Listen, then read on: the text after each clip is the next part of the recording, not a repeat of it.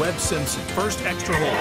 Ches Reavie in tight. Simpson looking for birdie. He did it again. Simpson with another birdie.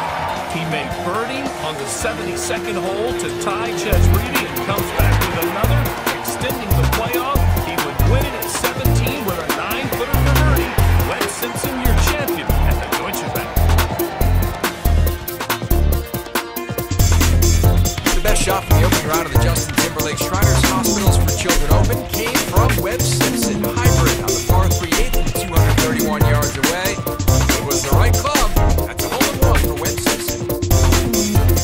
This was after Bubba Watson made double at the par 3 9th. So Watson falling out of the lead, Simpson controlling, but wait, at 15, he goes to tap in his par putt, and the ball moves.